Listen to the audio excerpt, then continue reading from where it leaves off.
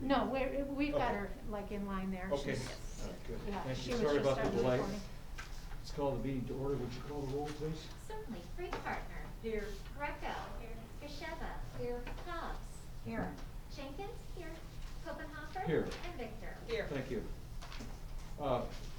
Before we start, I want to have a little bit of a introduction to what this meeting this evening is going to be like. It's going to be a long meeting because we have a number of pieces of business to conduct. We also have an executive session to do.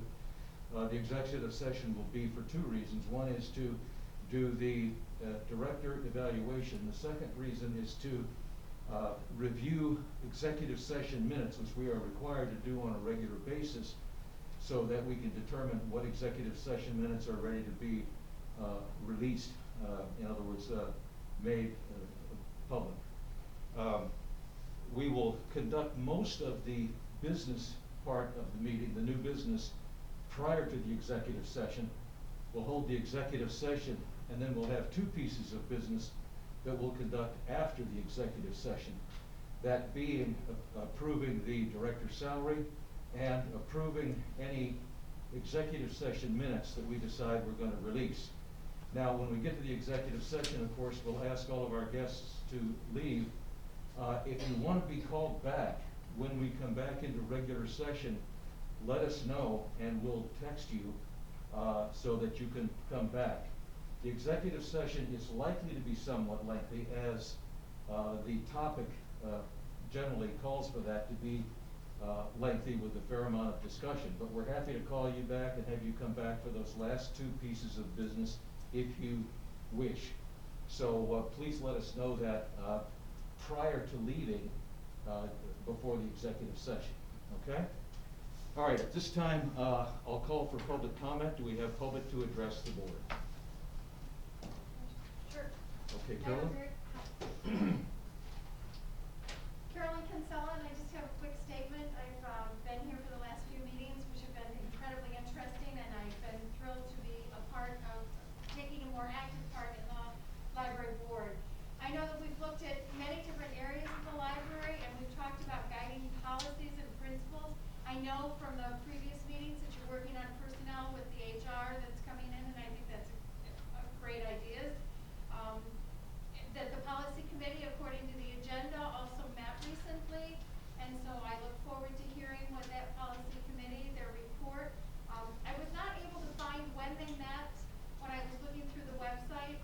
I'm sure it was posted somewhere, but I didn't happen to find it, so I'm hoping that that becomes more transparent as your committees meet.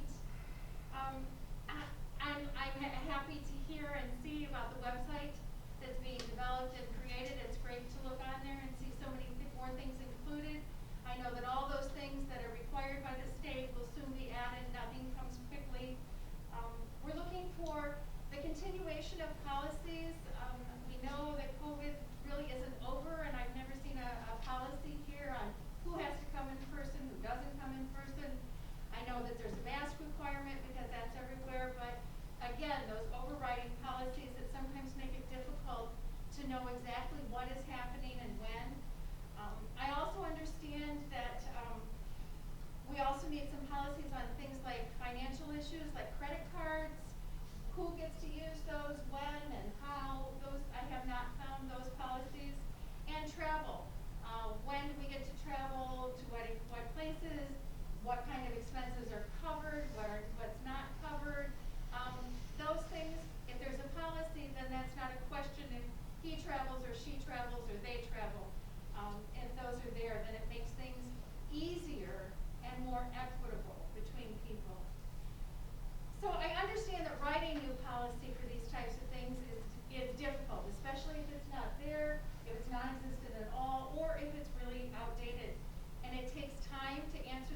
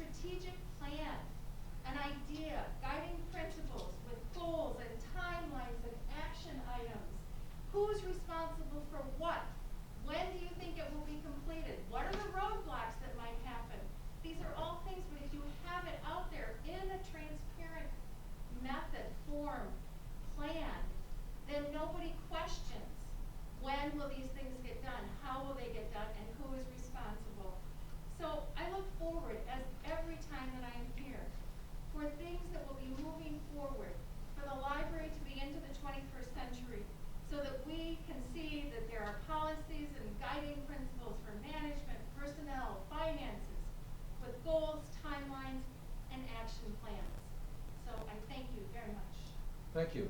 Anyone else? First of all, I would like to applaud the changes and improvements to the webpage. That's phenomenal. It looks great. I also, the postcard that was just sent or passed out, that's great. I might change a little of what I was saying because that's new to me, and that's wonderful too. I believe that a library should be a place where community has many opportunities for positive experience, no matter which side of the counter that you're on. After reading the most recent newsletter, it would seem that this is far from being achieved, and these are a few reasons why. The board is in place to hire a qualified director. The board is to oversee and ensure fiscal responsibility and proper adherence to rules and guidelines. The board has not received a written director's report since October of 2017.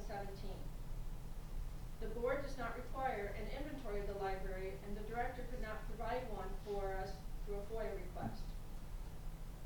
The board does not do an annual review of the director, nor does the director do annual reviews of employees, at least not in anything that we receive through FOIA requests. The board gave credit cards to 2 employees with no policy in place for use. The board does not ensure that the cards are used for just library expenses, and they do not ensure actual receipts are presented for the charges. As noted earlier, this lack of policy has created some fiscal problems. The director is responsible for the newsletter. The first 2 pages of the last newsletter, I believe, were penned by the president of the board, and those 2 pages were not only negative and off-putting, but also at times untrue. Further, the Facebook comments by one of the board members referencing a personal patron's activity further illustrates some board members are loose with rules when trying to defend or build a case.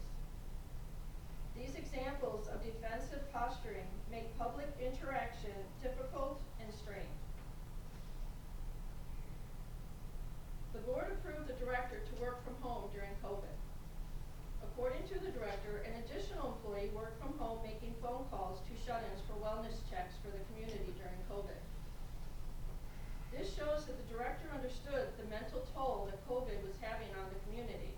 However, the very people that she was supposed to be most responsible for, her staff, were not given that same level of concern. The library has not one single policy related to COVID, to my knowledge, that I am aware of. All of this and more information found through the Freedom of Information Act request proves that there is a wide variety of concerning discoveries. The director stated that the last time she submitted an application to the state for permission to dispose files and documents was in 2015. She also stated that she was working on a new disposal of records. In light of all of these discoveries brought to the board, I would like to suggest that a board member make a motion to not dispose of any records at the present time or at any time in the near future. The community of Seneca, the very people that you chose to serve and represent as board members, have questions and they deserve answers. Accountability and transparency should be expected and is the responsibility of all involved. We have much work to do, and I look forward to joining you and working together toward common goals and the future success in providing the very best library that we can to the community of Seneca and all of the patrons. Thank you. Thank you. Anyone else? Thank you again for the opportunity to address the board. My name is Kent Weber. I've been here at the last 2 board meetings. I'm here tonight again to try to obtain some answers to questions that I've asked and not yet received the answers on. To get to my questions that I've not received answers on and a few new ones. We realize property taxes were paid because the paperwork was not filed by the manager for 8 years until December 29th of 2020. However, has there been a letter of reprimand put in the director's file, or will there even be considered when determining the raises this evening? Number 2, who will be responsible for filing the yearly tax exemption form in the future? I hope we have that in writing somewhere so we can make sure it is taken care of. I also have a few new questions. First of all, I'm very happy to see the website. The improvements, the things that have been added over the last month have been noticed by the community. I realize there's a lot to go. Hopefully we can make some big strides in that area. I'm glad to see you have subcommittees, meetings, but when and where were the agendas posted for these meetings? I did not see them on the website. I hope they will be put on the website in the future. The fourth question, I'm glad to see you're addressing the fact that you have no policy for the hotspots this evening. But my question still is, where have the hotspots been that were purchased in May of 2018 for the past 3 years? That's according to your own board records. Who's been using them? Why have we been paying for service fee for the past 3 years and no one's been allowed to use them? I believe that is a waste. Thank you for addressing that tonight, but I would really like an answer on where they've been for the last 3 years. I see tonight you're discussing employee raises. Have there been any formal evaluations of all employees, including the director, prior to these increases? I know you said in your opening statement, Mr. Copenhaver, that you're going to discuss that this evening, and I hope they're honest evaluations. I'm glad to see you're finally adopting the resolution for Local Government Travel Expenses Control Act. That was to be effective on January 1st of 2017. However, concerning travel, why was the director given a loan from the Seneca Library for $1,806 to pay for air travel for her family to go to San Francisco in May of 2015 while she was attending a conference, then allowed 10 months to pay it back? My question is this even legal to do with taxpayers' dollars? I am also concerned about another major trip to New York City from May 27th to June 4th of 2018 for a library convention. The convention was for 3 days. Why did the library board pay for 8 nights at a hotel at the cost of $3,227? I realize the night before the convention, a night after the convention, that's at least 5 days, but there were 8 nights paid for. There is no evidence of reimbursement to the library for the extra nights that we could find in accounts receivable. I will continue to wait for responses from the current board. I truly hope you will consider answering my questions in public or with an email. I would be happy to share them with the community.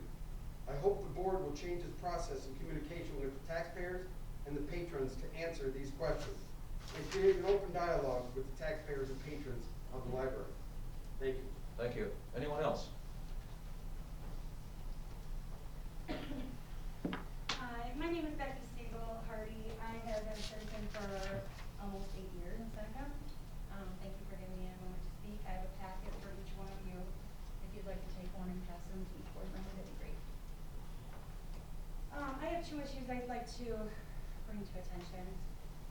One is touching back on a continual issue, live streaming meetings and Zoom links.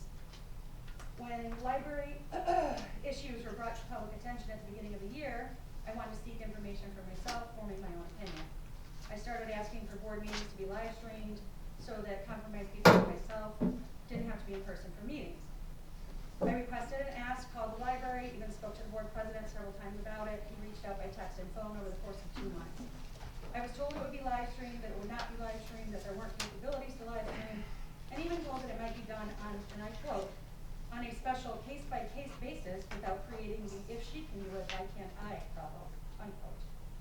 Long story short, the public's still waiting for the meetings to be live streamed by the library. I'm aware that the library is recording this meeting and planning to post it later. I was told by the president that for the last meeting that the March meeting would be recorded and posted later, and we're still waiting for that. I did attend a meeting in person where a board member was joining via Zoom.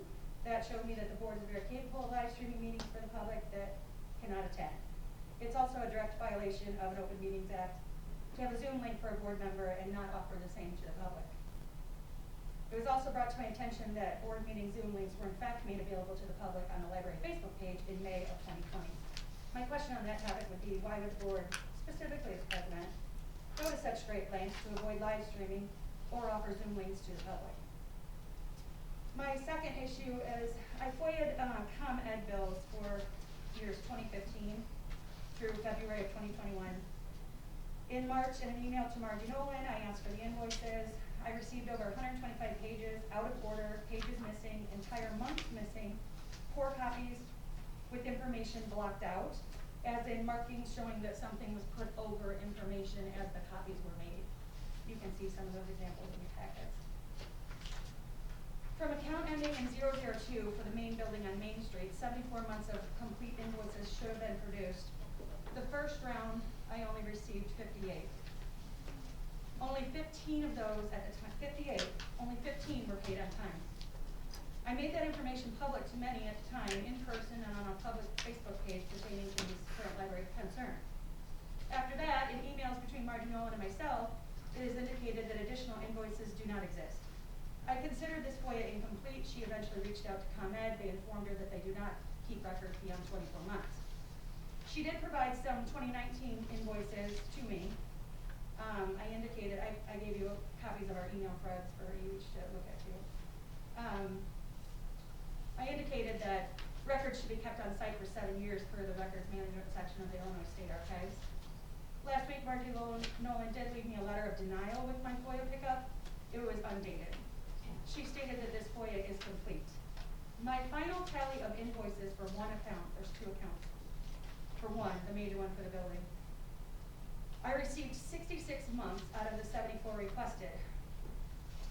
A FOIA for record of disposal shows 2015 is the last year disposals were completed, meaning that all of these should be on site, on hand at the library. 16 were paid on time. 6 months with no payment made at all. 32 had blocked information, blocked late fees, with obvious markings, and so on. In 2019 alone, the library paid over $185 in late fees, and I couldn't tally the other years because of so much missing information. Perhaps the most shocking finding was that in March of 2016, bills started to indicate a deposit was required in the amount of $5,410, accruing interest of a few dollars per month. By January 2018, the deposit info was no longer on the invoices. I contacted ComEd directly this week and spoke to the business account department. They indicated that there's 2 reasons that a business account would require a deposit. One, if it's a new account. That's not the case here. They require a deposit for consistent late payment history. The deposit is usually an average of 4 monthly bills. $5,410 would be that number. They also indicated that eventually 2 checks had been issued for refund of that deposit, one for $5,120 and one for $290. They both cleared in 2017. They could not tell me if the library had ever been disconnected for service or how the deposit was paid. In accounts payable, which you have copies of those, a few examples, that $5,410 is not found. In any records FOIA to date that any of us have, we've not found where that deposit money came from. I asked the board, why are the bills being paid consistently late for 6 years or not paid at all? Why were bills so chronically late that our library district paid over $5,000 for a deposit, essentially meaning that ComEd held that money when the library could have used it for other things? Where did that money come from? Did the board approve that deposit? Where did the refund go? And why in accounts payable does the information not match what the invoices of the actual bills indicate? I assume the treasurer or the board sees the record of payables and that information for ComEd payments is not truthful. It does not match the history of the actual ComEd voices, hardly at all through the years. I encourage everyone to comb through those records for yourself. It's pretty shocking. This is just one account of one utility, and many of us are finding this pattern in many FOIA records. It's disturbing, it's shameful, and it's irresponsible with the budget the size that we have at this library. And something needs to be done immediately. Many members of the public, including myself, are requesting a forensic audit to be done immediately. Thank you. Thank you. Anyone else? Hi, I'm Faith Alley. I've lived in Seneca for the past 11 years.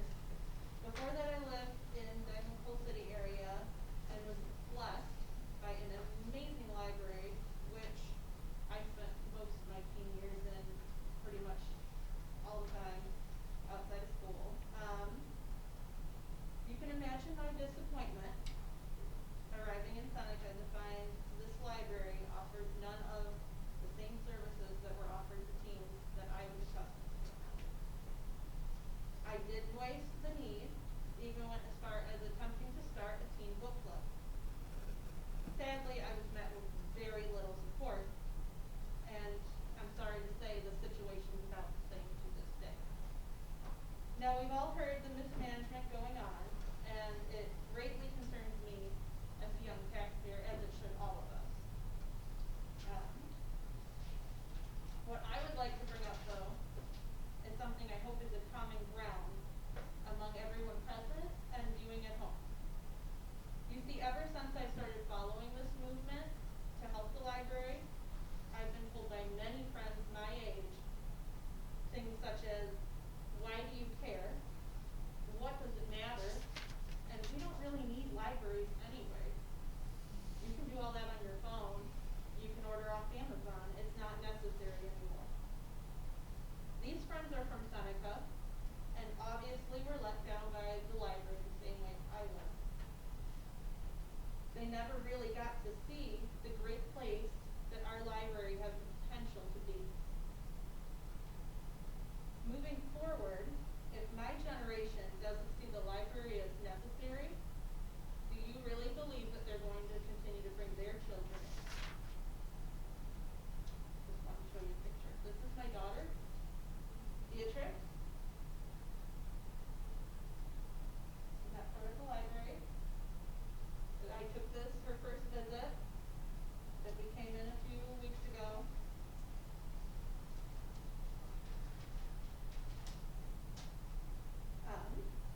And I love seeing all ages in the library. It's something I want passed down to the next generation, as well as something that I believe many other libraries are working to preserve.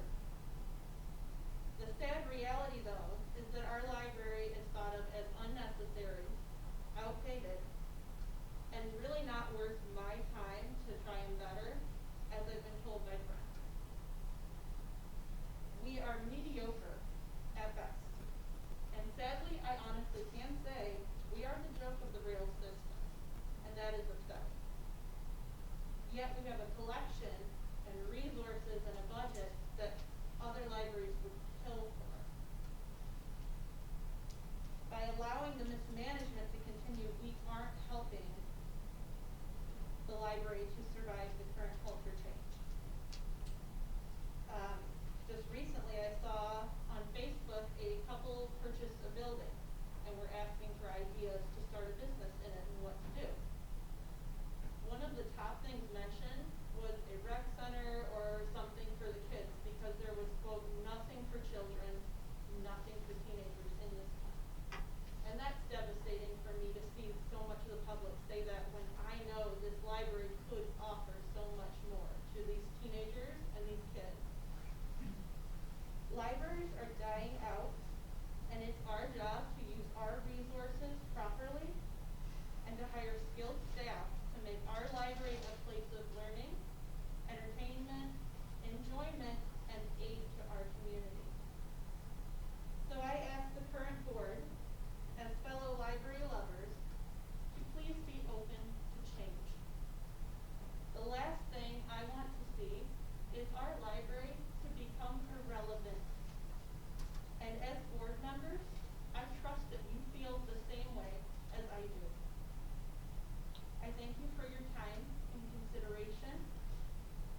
And as I leave, I would like to say a little quote from good old Dr. Seuss that I feel like sums it up. Unless someone like you cares a whole awful lot, nothing's going to get better. It's not. Thank you. Thank you. Are there others? Okay, let's review the minutes of last month's meeting, please.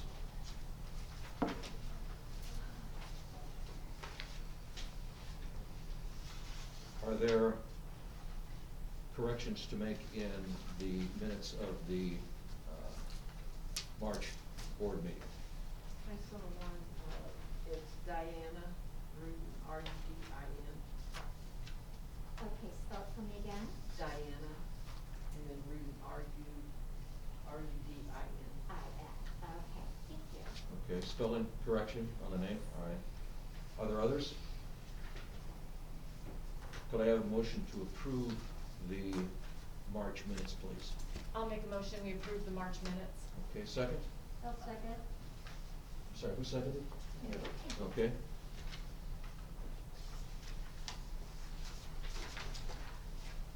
Made and seconded, all in favor? Aye. Opposed? Thank you.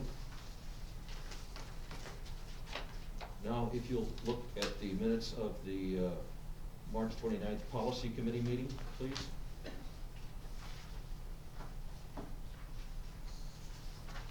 Are there any comments on the Policy Committee meeting minutes?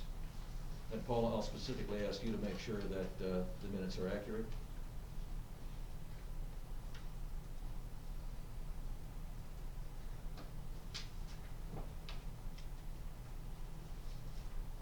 Okay. Would you like to move for acceptance of the minutes? I move that we accept the minutes of the policy committee meeting held on March 29th, 2021. Okay, second? I'll second. Second, okay. All in favor? Aye. Opposed? Okay, thank you very much. Madam Treasurer, can you talk about dollars for a while, please? Okay, looking at the financial report, 75% of the year is complete. I'm sorry, which page are you looking at? I'm The looking P&L? at the financial report. Okay. Sorry. Last month, we dispersed $49,211.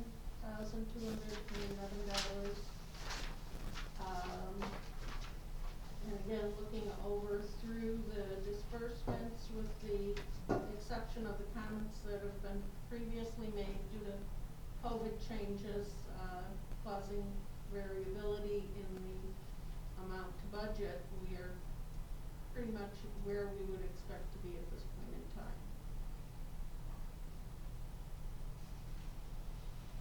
So, then moving to the fund activity investment balances, there was no changes in the funding or funds themselves. I did have a good conversation with Margie this month about how much we keep in reserve. And basically, our lawyer has told her that anywhere from 1 to 3 years is appropriate, and then of course in your special reserves, your long-range planning, you can hold more. And so Margie did pull together some numbers for me, and pretty much on target. Last year, we spent $33,895 on building, and that reserve can be transferred to special reserves. And we're carrying an $84,000 reserve there, which is less than 3 years. For the others, they're more in line with the 1 year. The IMRF is a little bit higher than that. But if any of the board members are interested in this, or, maybe you'd like to have that as the part of, yes, we can Thank you. keep that. I pass it to you. So are there any questions on the finances? Can I have a motion to file the finance report for audit, please? I so move. Okay, second? I'll second. Okay, second by Greta. Would you call the roll, please? Freepartner. Yes. Greco. Yes. Gasheva. Yes. Hobbs. Yes. Jenkins, yes. Koppenhofer. Yes. And Victor. Yes. Can we look at the interim bills now, please? Okay, so the interim bills, I came in several times this last month, and we have been tracking especially the AT&T bill payment cycle to figure out what it is going on with those bills that caused us to have the late payments. The the visa bill. I reviewed all the bills in the visa bill. There was $1,285 spent on the cards. A hefty portion of that, $700, was the voice over internet providers utility. And most of the rest was program supplies, some collection items, and then library supplies. Sorry, Mary, Yes. did you finish with the interim bills? Well, no, I wanted to. Okay, I thought I was lost. Nope, nope. I wanted to talk about the AT&T bill, which has been an ongoing problem for us. And last month, they jacked up their prices for our line another $516. And work is underway to change our security system so that we can get the heck out of that AT&T contract. What are our options? I think Margie can address that better than me. She's been working with the Yeah, security company. They're coming in tomorrow. The government has deregulated the landlines. AT&T wants to charge you out of a landline. They don't want to maintain them, they want to get rid of them. With them being deregulated, they can charge whatever they want. The only reason why we still have this line is because it's a circuit line used for our security system. We have somebody from ADS, our security company, coming tomorrow to go over the system with us and find out what we need to do to change it to a radio frequency so we can turn that line off. And that's where we're at on that. And one of the things, we've talked about that, beyond that point, we are going to be out of that AT&T line even if we have to change our security system provider. They will find a solution or we will find one somewhere else. So. Okay, anything else about the interim bills? No, I was going to move on to the bills to be approved. Let me first get a motion to approve the interim bills. What about the bills to be approved for We'll payment? approve those for payment. Separately? We'll approve those separately. Okay. Yeah. Can I have a motion to approve the interim bills, please? I'll make a motion. Okay, I'll second that. got that, Victor and Freeland? Okay. Would you call the roll, please? Certainly. Freepartner. Yes. Greco. Yes. Gasheva. Yes. Hobbs. Yes. Jenkins. Yes. Koppenhofer. Yes. And Victor. Yes. Okay, thank you. Okay, would you review the bills to be paid, please? Okay, the bills to be approved for payment, Margie's ALA, the library's ALA membership dues of $148. We have our safety deposit box, which is a small item. And then our typical PR stuff for Grundy County. Utilities, we had 1,120 of a consultation to make sure we're meeting our FOIA requirements properly. And I think we should be about done, we would hope we'd be about done with the snow removal, but that's the biggest item on here, the 2,454.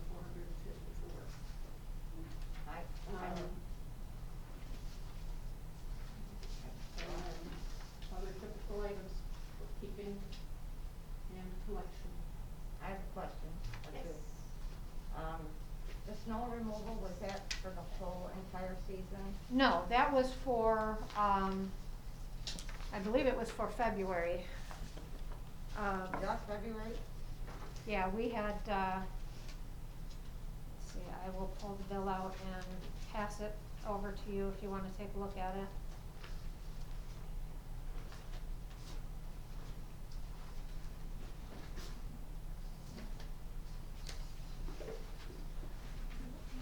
Pass that over. Thank you. Margie, how how easy is it, or difficult is it to know when it says we're paying utilities? How do we know which utility? By the person? It should be Total in fiber? the first column. Uh, You see, in the first column, it says who the bill payment is going to, and the second to the last column, it says what account it has come out of. Is that what you mean? Yeah, so from total fiber, that's that utility?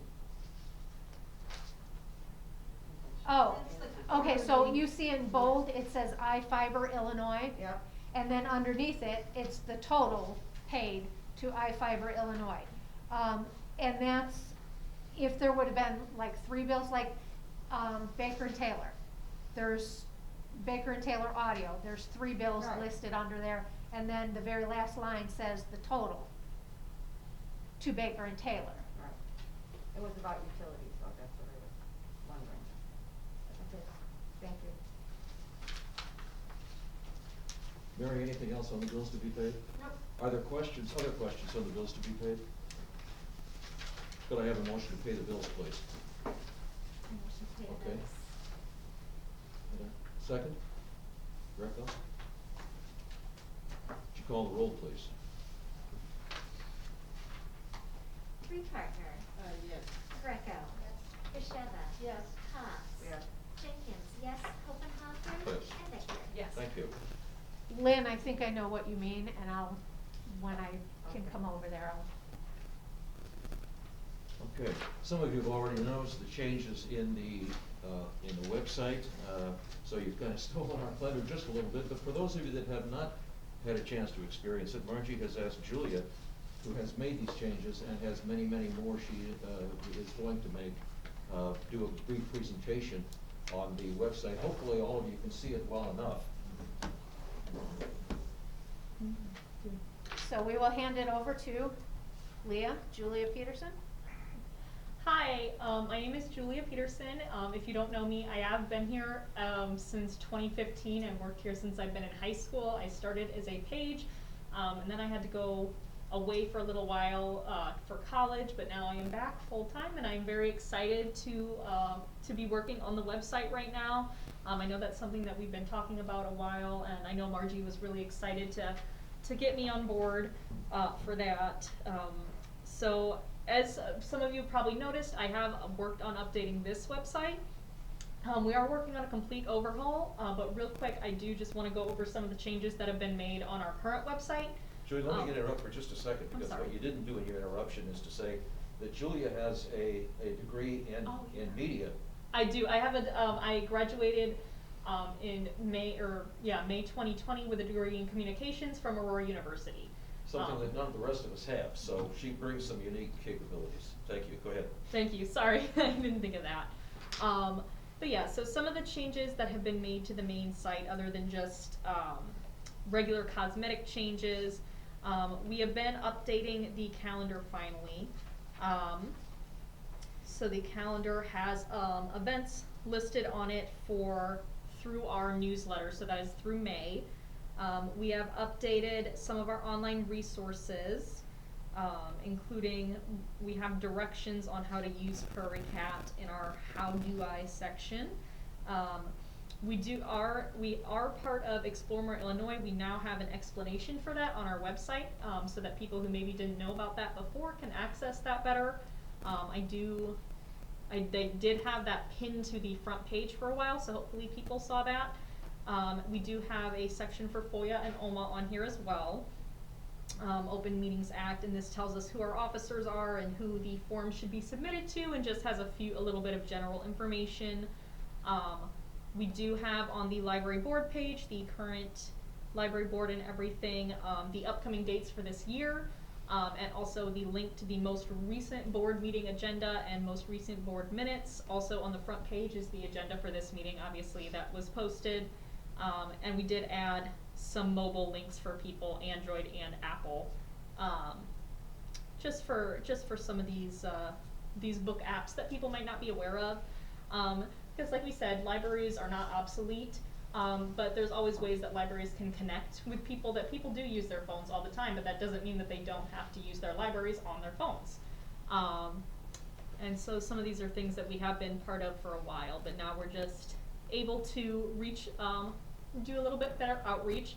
This is the preview. I am currently working on a website design via Wix, which is something that I do have experience in my college courses. And so this is just a mock-up per se of what a website overhaul would look like. And so this would feature a lot of the things that we currently have, but just more modern, more updated, more user-friendly. So for example, like events, links to our videos. We would have right down here all of our info, our hours, link right to the policy board things, little map for anybody. And I did work, all these links are currently functional in this practice version. I know nobody can click on them right now, but that is just something that we got in there.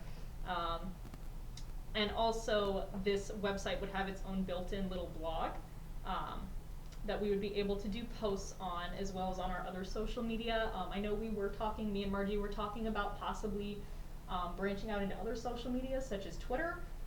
That would not be for a little while, but those are some exciting things that we can consider reaching out and reaching different demographics, because there are different demographics on different social media.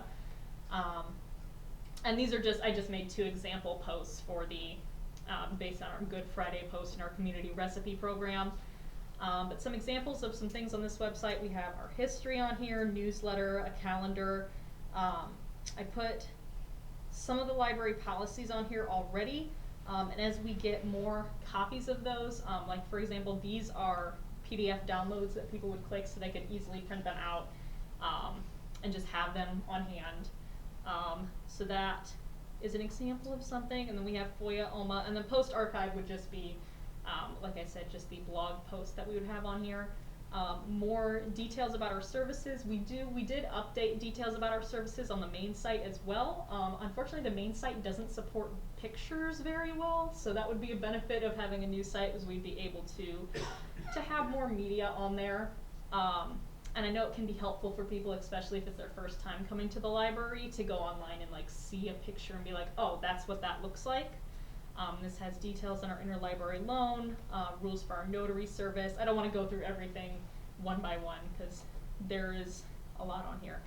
But yeah, and then we have like our how to get a library card, how to find a book using our Prairie Cat service, how to use our curbside service, etc. Our online resources, and just like a benefit is, instead of like our online resources on here, unfortunately, because the images can be a little wonky, it's just kind of a bunch of links, but on here we can have like little buttons and little everything, just make it more user-friendly, more aesthetically pleasing. And then of course the social media links and everything. But yeah, and of course we're still planning on doing a lot. This is just like a work in progress. I mean, this is just a draft itself, and our website itself is a work in progress, and I'm always taking feedback on what can be added to it right now to make it more user friendly and to make our social media and internet presence more solid, I guess.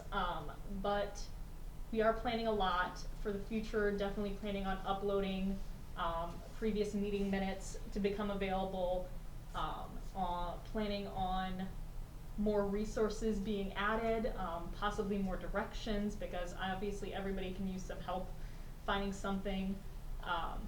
And I know that we did have a patron come in. This made me really happy that we had a patron come in who said that she was going to come in and ask us about Hoopla, but she now found it on the website, so she didn't need that. And that made us really excited. That's just something that's really awesome. So that's just one example of how the website update is already doing good stuff. So I'm really excited about that. I'm really excited to be back and be part of the team. And I just hope everybody is patient with us while we get working, because we are all really excited about where the library is going, and we have a lot of positive feelings about it. Thank you. Thank you, Julia. Okay. Wonderful presentation, and the work that you've been doing is phenomenal. I appreciate everything that you've put into it. Okay, let's move to the President's report. For my time this evening, I want to introduce, because there are so many items of business before us tonight, I want to give a brief introduction to a number of them so that the background is laid. I'm going to take them in order. The first one is the policy that's going to be proposed during the business session. And my thanks to Paula and the policy committee for the work that they did in putting this together. I want to give some background though. The hotspots are the result of a program that Margie Nolan found several years ago that is made available only to not-for-profit organizations. It's put together by the hardware supplier, and I believe Sprint, is that right? Sprint. Sprint, okay. And the program is special in the sense that it provides the ability of not-for-profits to either use or make available for use these hotspots with an extremely low cost to the cell company, to Sprint. I think it's like $6 a month, isn't it, each? $10. Something like that, yeah. But when I compare that with my cell bill, it's extremely cheap. But it only is the combination of those particular hotspots and the Sprint company. And what Margie asked from the board was permission to buy 10 of these to use as a trial.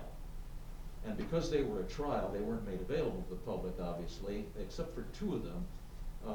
8 of them were taken for use by staff members and members of the board that felt that they could give them a bit of a test.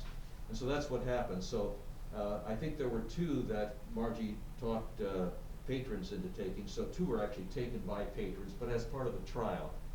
While the trial was not a perfect success, because there are areas, both north and south, where Sprint does not have good coverage. So people that took hotspots into those areas were not able to effectively use them. For the most part, Margie's feeling was that the trial was a success. So now she has asked for a policy designating exactly how those are to be utilized and made available to patrons. That's what the business of the policy committee was. They put together I think, a very nice tight policy, including an agreement that has to be signed because there is some value here, a term, a cost, and the terms of use. So these hotspots have now been, with the exception of one that burned in a house fire, these hotspots have all been recovered. They've been tagged so that they can go in, be logged into the collection and made available just like books or anything else for rental to the public. And if this policy is approved, then that will be the case, and this policy will guide how those hotspots are in fact made available to the public. The second item, set director's salary, we only do that after, we do that in regular session, but only after, in the executive session, the director's evaluation is done. And that is part of a larger picture where last month, I believe, we gave the director a salary increase range to apply to the staff members at her discretion, and that will not be done until all of the staff members' annual evaluations are complete. Those evaluations are done every year at this time. They will be shortly complete. They're not quite complete yet, are they? No, and I'll talk about that in my Okay, fine, thank you. report. And so those salary increases will be applied then at the start of the new fiscal year. An ethics statement for trustees came to our attention. I read it and liked what I saw, passed it around. Others have looked at it as well. We feel that adds some good and needed guidance that was not present previously. So there will be a proposal to adopt a trustee ethics statement. There is a resolution that's in the agenda as number 2101, which I believe that's a required resolution, Yes, isn't it? yes. Okay. There are periodically, as some of you may know, resolutions that are presented by the state that are required for adoption, so that's pretty much a pro forma matter. There is an amendment to the non-resident card policy that'll be reviewed. Margie has also brought to us something that I had not thought of, for one, and that is to remove completely the fines and the costs of renting a movie here. And the reason that she brought that to us, at least one of the reasons, was that we have eliminated fines during the period of COVID when the materials that are returned to the library that have been checked out have had to go through a 2-week period of, thank you, yeah, before they could be returned to the shelves for loaning out. And what Margie noticed was that we didn't seem to have, even though there were no fines, we didn't seem to have any problem at all with people returning materials on time. And since then, I found out that other libraries have followed suit. They've eliminated their late fines, and they've also eliminated fees for movie rentals. So the proposal that Margie has is that we approve that on a trial basis, with the idea in mind that if she continues to achieve the success that she has seen with that, that we'll make that a permanent thing with the library. She also feels that by, is it mid-May, that you're gonna be staffed up for resuming extended hours? Well, definitely by the beginning of June, I would like to. Okay, by the June, beginning of June, she will have staff, she'll have adequate training, and she'll have everything that she needs to resume all of the extended hours that we curtailed back some months ago. So that's on here, and we have the security system with the AT&T price increase. That's an Yeah, item of business? No, We already discussed that. Okay, I just thank you. wanted to update. Thank you. Okay, with that, I'll turn it over to the director for the director's report. Okay, in the statistic listing, you can see that our circulation numbers are going back up. They've increased over last month. The statistical numbers are for March 2021. We have started to talk about in-person programming again and what that looks like, what we can do. We're certainly going to do some outdoor programs for summer reading, and we may be able to look into some options for the adults. We thought about, concerts outside, whatever, maybe doing a craft day where we have sessions where people come in and, we maybe have 4 or 6 people in one session and do another session later on during the day. Other presenters may be willing to do programs outside where we can do lectures outside or whatever, the things that we typically did here in the cultural center, we may be able to move outside. The electronic resources, the checkout of those it has gone up also. I just, to go back to a little bit of normal, I spent the last day and a half placing orders for, I think I ordered 410 books. We have a bunch of audios that I've ordered, and I did a large order with Overdrive and Access 360. Liz has been doing a really good job on keeping up with the ordering on a regular basis. And now that we're, getting back into the swing of things, we're picking up on the ordering also. We had 14 people in to use the computers. We had 7 patron cards added and 1 testator. One what? Testator. That's a new word that we learned this month. A testator is a person that's making out a will and testament. And we didn't know that was a word. So we had 1 testator this month. Evaluations are about 50% complete. Mr. Weber had mentioned last month, and he mentioned it again this month, there were no evaluations in his FOIA request for personnel records. Those, among with other personnel documents, are not subject to FOIA. So that would explain why those weren't in there. It's not that they don't exist. But I am working on those. I'm about halfway through, and I'll start meeting with the staff to review those. Another thing that was brought up by Carolyn Kinsella a couple of months ago was the per capita grant. And I did apply for that, and periodically we apply for different grants, but some of the board members that know the history know that there's been different grants that are made available. We do not qualify for the per capita grant. You have to tax at a rate of 0.13%, and we do not tax at that rate.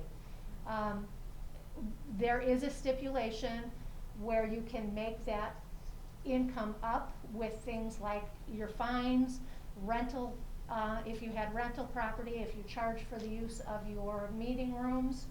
We do not do that. We don't have any rental property. And we certainly don't have, we don't take enough in photocopies and fines to make up the difference, because the difference is about $35,000. So we, like I said, we don't tax at the rate that's acceptable for the per capita grant.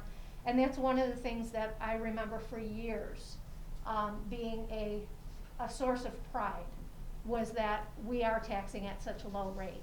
I know that Russell Kendall used to, every time that the new tax rates came out, he would comment on how we've maintained, how we've been able to maintain our low tax rate. And because we are so fortunate, we have such a good tax base, and we have our nuclear plant. We can tax at a low rate, but yet still have a good source of income. So we hope that that continues, but in the meantime, we will forego the per capita grant. And as anything comes up, we do apply, we do check to see if we're eligible for it. There is a grant associated with the Illinois Library Association and COVID relief that is, I think it's halfway through May is when the deadline for that. I'm going to look into that and see if we have any expenses that would qualify us there. I was going to say, I did, that was another one that one of the lowest thresholds was like $30,000. We don't qualify. Okay, Liz said she already looked into that, and we don't qualify. So we do look, and we will continue to look, and I appreciate the suggestions. I passed around an example of a postcard that, again, the wonderful Julia has designed for us. And our thought is to, one of the suggestions was to do a better job communicating with the public, with our community. So this postcard is one of our attempts to do that. We plan on getting those printed up and getting them out in the mail as soon as possible.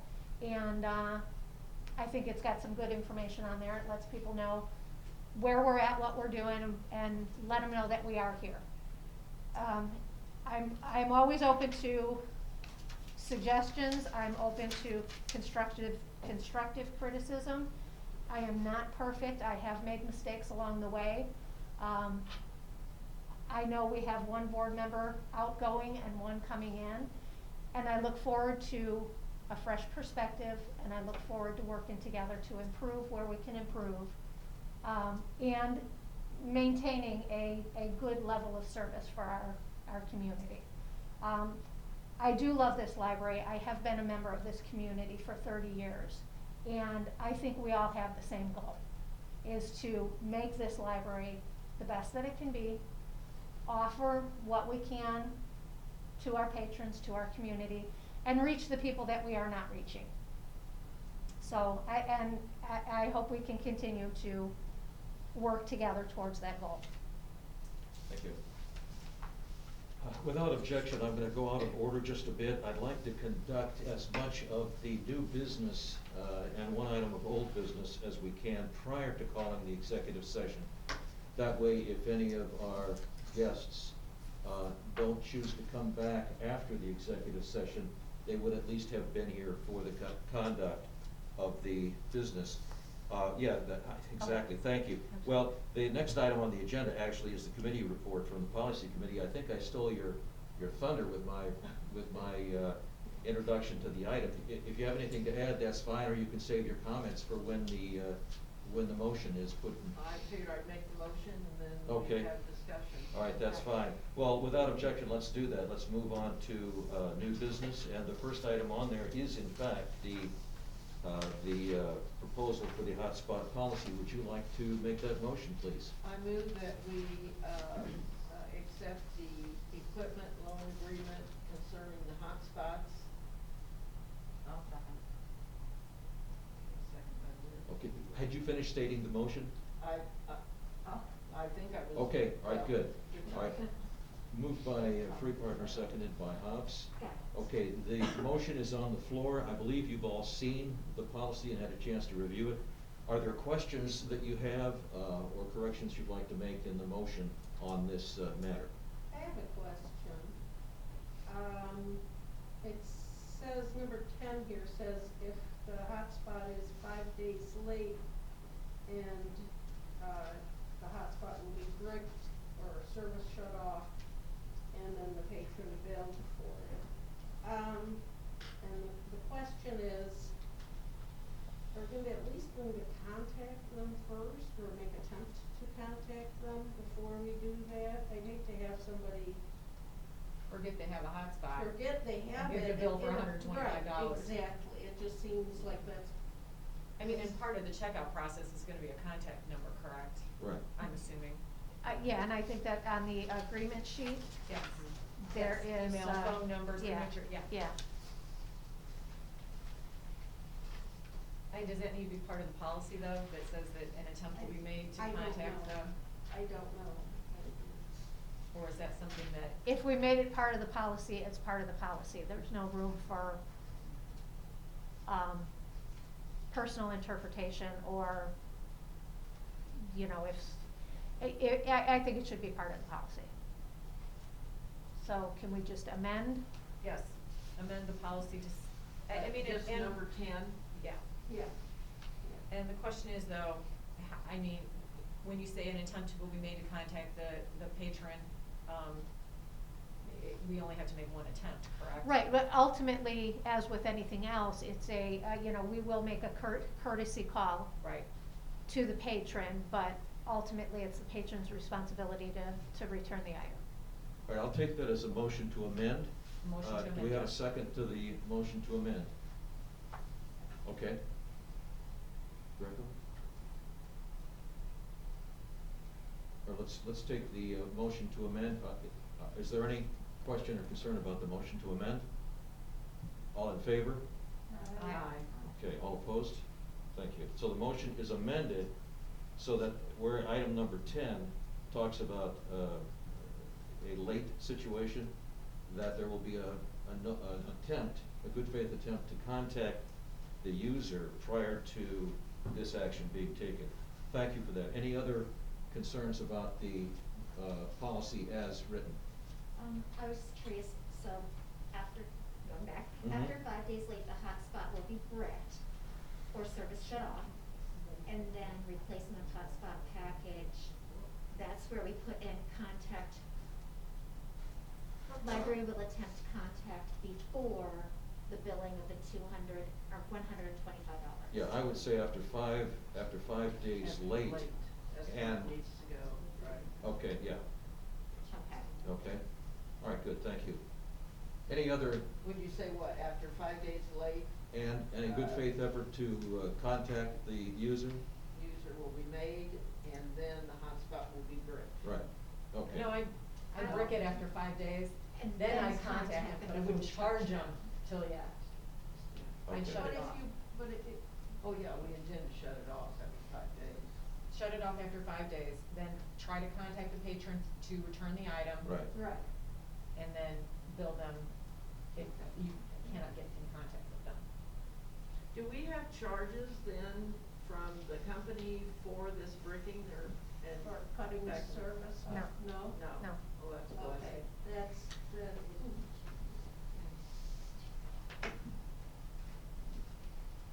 Okay, are there other corrections or amendments that you'd like to make? Are you ready to vote? Okay, would you call the roll, please? Freepartner. Yes. Greco. Yes. Bichetta. Yes. Hobbs. Yes. Jenkins, yes. Koppenhofer. Yes. And Victor. Yes. Thank you. All right, now I'd like a motion, in fact, I'll make the motion myself. I move that we approve the American Library Association Ethics Statement for Public Library Trustees. And if there's a second, we'll open it for discussion. Okay, perfect, thank you. Is there any discussion on the ethics statement under consideration? The plan is to sign these when we say our oaths, or, I mean, everybody's going to sign them when we do the oaths. You know, probably, but that would leave out people that aren't taking the oath fresh, because I think only the. I would say that all of them need to sign it at the All, time yeah, that. I think that's a good idea. So once this is approved, then I would say during the reorganization next month is when all sitting board members would be asked to sign this. And the question is, I would make the assumption that this is something that would be signed every time someone is either appointed to the board, or Right. there is someone is elected to the board. Right. Yes.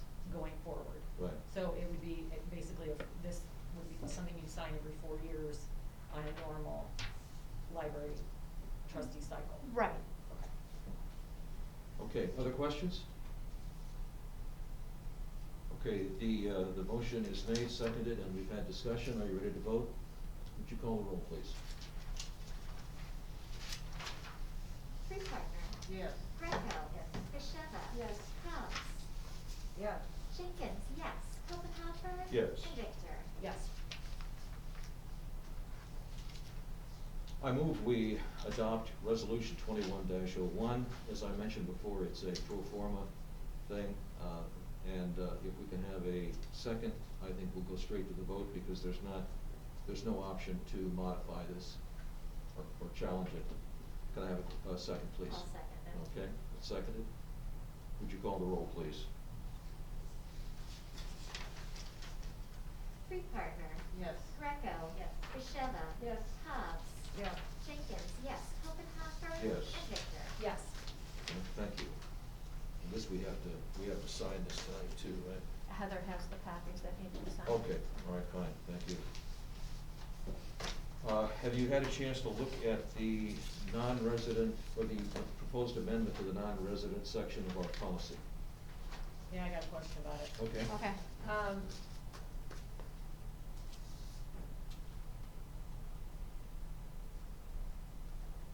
It says a student must present proof of eligibility as required by statute. What statute? This statute? This 75 ILCS 5 dash Off the slash. top of your head, do you know what makes them eligible?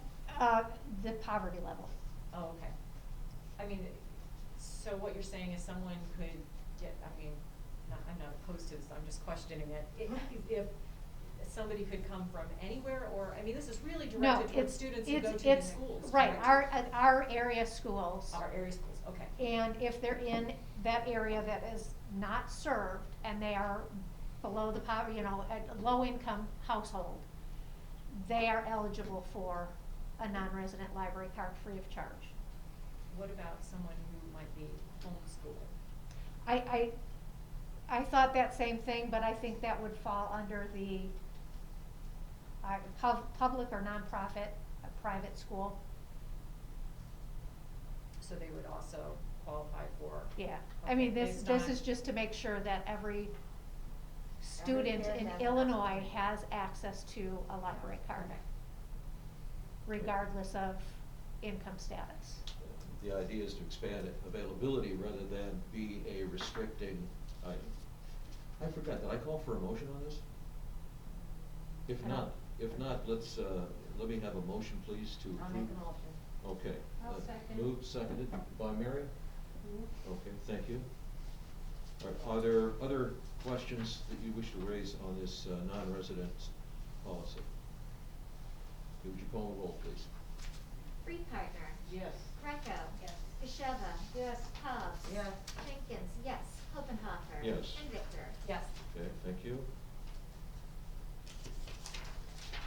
I'm going to move that we, on a trial basis, eliminate late fees for materials that are checked out, with the exception, of course, of the late fee that's stipulated for the hotspots, and eliminate the charge for movie rentals. And I probably should specify the period of the trial. Do you have a suggestion for that? Through December? August. Okay, yeah, that's what I thought you Okay. said December, no, through August, through Okay. the end of, summer reading, All right, which so- would bring us through the end of August. Okay, so let the motion say also through the end of August of 2021, at which time it'll be brought up to be made permanent, assuming that you feel it's been Yeah. successful. Okay, thank you. I'll second that motion. Second the motion, okay. Is there discussion on the motion? I would like some discussion. Okay. I would like some guidelines as to at what point do we move from,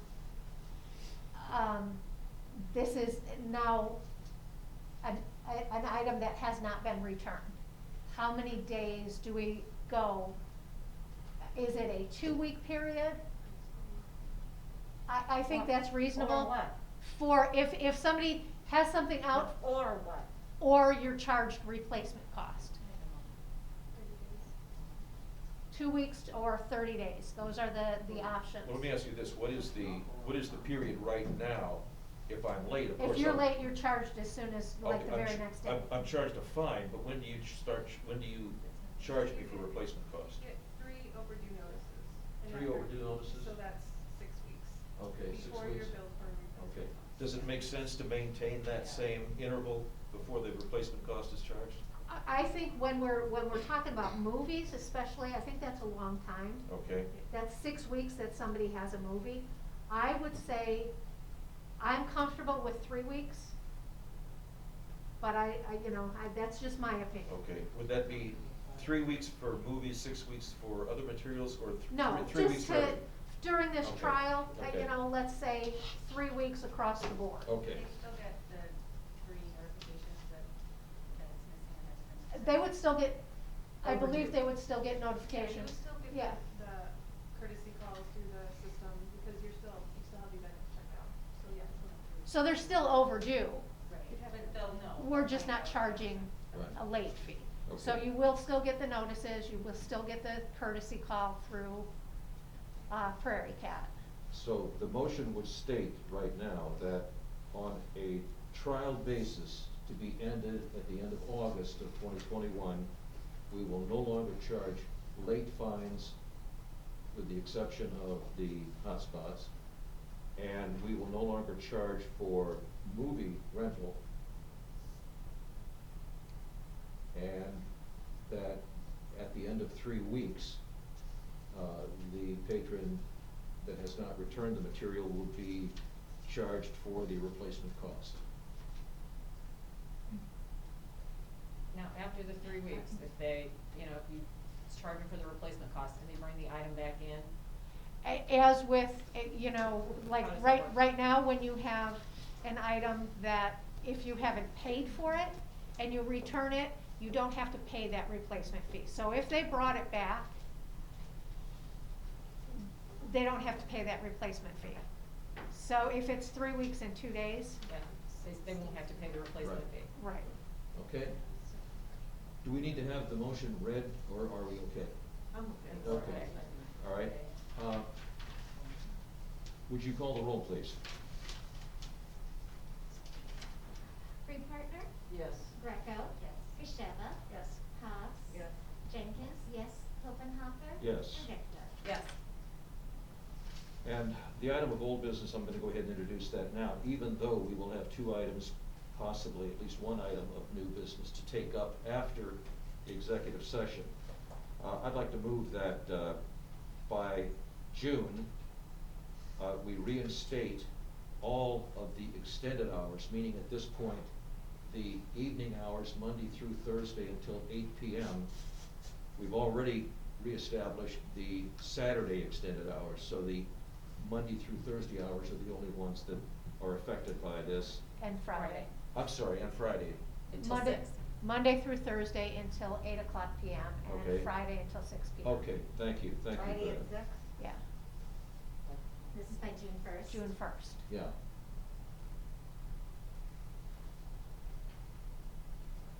Do we have a second?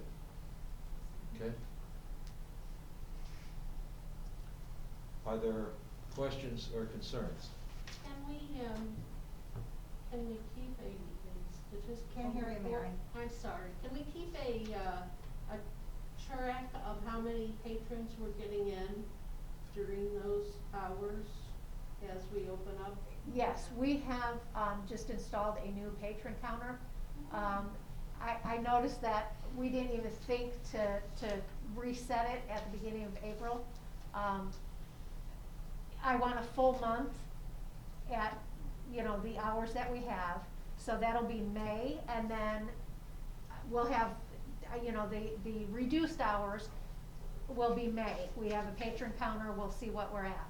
And then we will have, as soon as June 1st starts, it'll be reset, and we'll see what the patron count says Okay. at the end of June. Good. Okay. And that'll be added to, next month, that'll be added to the statistical But report. that tracks hours and number of bodies coming through the door? Not per hour unless we go back each hour and reset it and write it down. The only thing that we can do right now, unless we hour by hour went and reset it, Yeah, yes, Um, we do that. we can see how many people per hour, check in or check out through our, How many books are being checked out? not how many, we could do that too, but through our software, we can see, we can break down hour by hour how many people were serviced online. Okay, Okay. yeah, Now, if, just so that we have a, So you can we've see got out what- of the habit. Yeah. I'd like to see us promote the use of those extended hours and also make sure they are being used. okay. And that could be another use of something like these postcards. Mm-hmm. We can send another one out, with not quite as much information, but saying that we are open and that summer reading will begin in 2 weeks or something, whatever it is. So, Are we still having to make an appointment? no. I think you need to publicize that. And that's That's part what of the the article reason is. for this Well, postcard. You get the postcard in the mail. Everybody's getting a postcard. Okay. And that And adds. it will be, we will, put it everywhere we can put it. On the sign. We'll put it on the sign, we'll call the radio station and have them change their, So no more appointments, you can walk in and browse. Yes, If there are 15 absolutely. people in the library, that's okay, as long as they have masks. yeah. Okay. And to be honest, it's actually been that way de facto, it's just that it hasn't been published. People have walked in, nobody's been turned away. Well, I know that, Yeah. but probably more people would Yeah, I understand. walk in. But your other point is good, responding to something that I was thinking. I was wondering if it's too late, if this motion is passed, to get it on this card, but you're thinking another card. We haven't sent these out, we haven't printed them, we could probably add The effective. design is still on the computer. Effective Okay. June 1st. But which way is gonna be more effective? I mean, adding it to this card is good, sending out a new card that has other information plus this motion on it. I'm sorry. Yeah, that's. You're gonna have a new newsletter in June. Yeah. Okay. So that'll be going out and. Okay. All right, good. All right, good. Okay, thank you. The motion is properly before us, it's been discussed. Are you ready to vote? And would you call the roll, please? Freepartner. Yes. Greco. Yes. Bicheva. Yes. Cobb's. Yes. Jenkins, yes. Copenhauer. Yes. And Baker. Yes. Thank you. Okay, I'm gonna call a brief recess before we go into executive session. That'll give all of you time to clear out and also to leave phone numbers if you would like to be texted texted to come back in, I'm guessing somewhere around 9 o'clock or maybe even later than that, for the last item that will be brought to a vote. So let us know that as you are preparing to leave. And so we'll be in recess for about 5 minutes. Yes, ma'am. Oh, I just wanted to ask, do you want me to leave the camera on or turn it? No, we suspend that. And then do you want it to be left here so you guys can turn it back on for the last part of the session? Yeah, I mean, I'm gonna hook mine up to it for the. okay, yeah, we're gonna Yeah. have to unhook it. All right. So we're gonna end the recording right now. Okay. Wait, do you